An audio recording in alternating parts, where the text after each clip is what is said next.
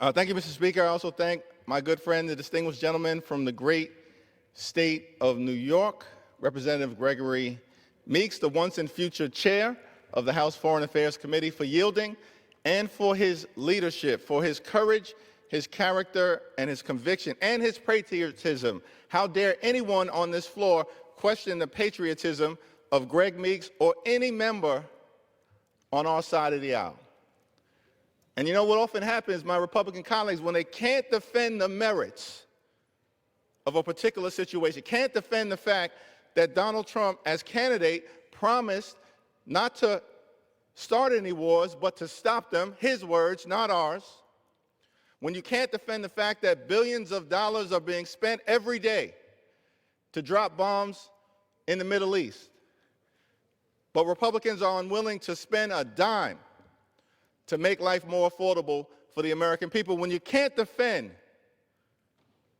the things that have taken place under this administration, the fact that the American people know life hasn't gotten better for them, life has gotten worse, life has gotten more expensive, less affordable.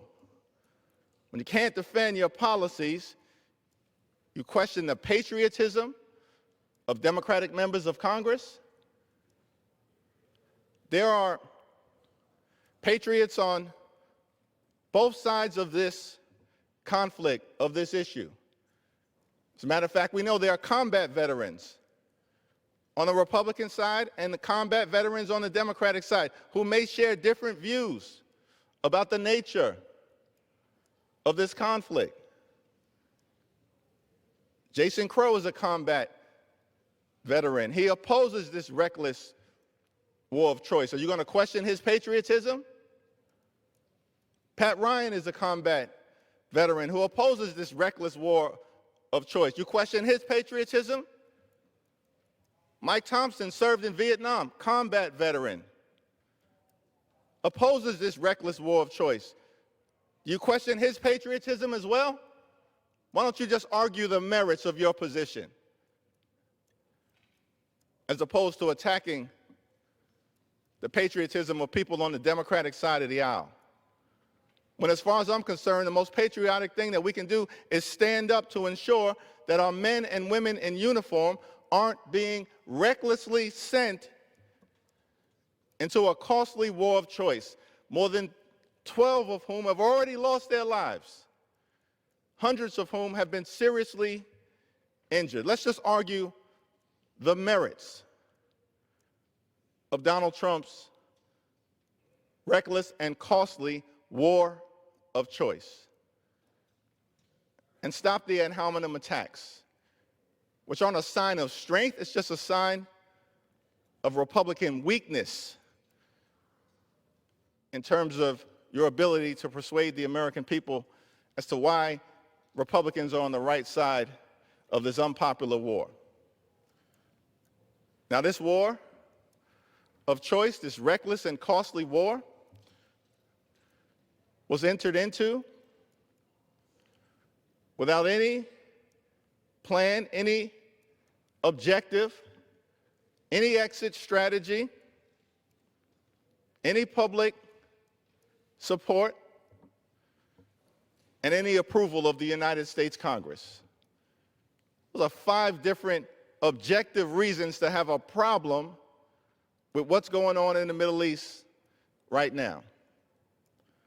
In fact, we're just trying to help Donald Trump bring to life his own words that as president, he wasn't going to start wars in the Middle East. He was going to stop them. Donald Trump's own words. Question his patriotism? The reality is, this war costing the American people, taxpayers, billions of dollars a day, at the same time when Republicans are ripping health care away from the American people. This reckless war of choice costing the American people billions of dollars a day at the same time when costs are going up because of the Trump tariffs, thousands of dollars a year in additional expense that everyday Americans are paying. This reckless war of choice costing the American people billions of dollars a day, when at the same time, Republicans are unwilling to spend a dime to extend the Affordable Care Act tax credits.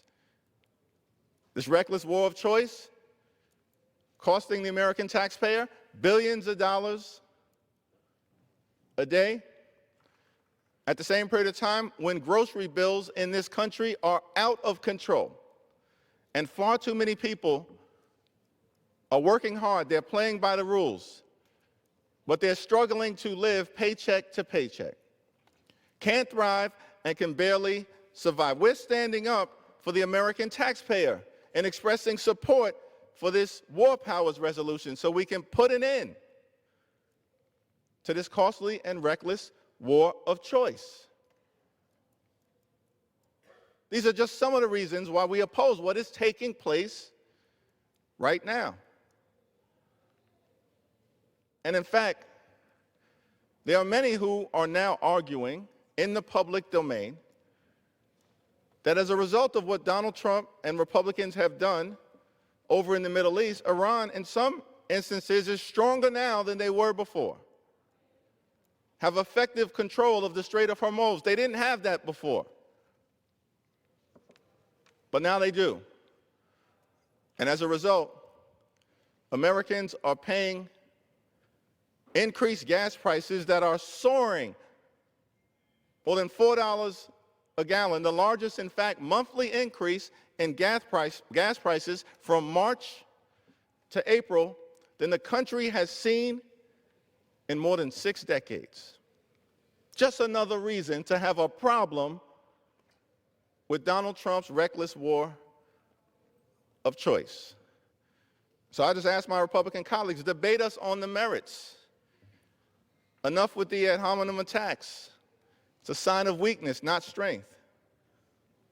Take your position, we take our position. We feel very comfortable that we're standing on the side of the American people, standing on the side of the Constitution, standing on the side of the principle that if we're going to spend billions and billions of taxpayer dollars, it should actually be spent to make life more affordable for the American people, not plunge us into a reckless and costly war of choice that is actually making life more expensive for the American people in provable and tangible ways. Vote yes on the Meeks resolution so we can stop this reckless and costly war of choice and actually get back to doing the business of the American people and making their lives better, not worse. I yield back. The gentleman from New York yields. The gentleman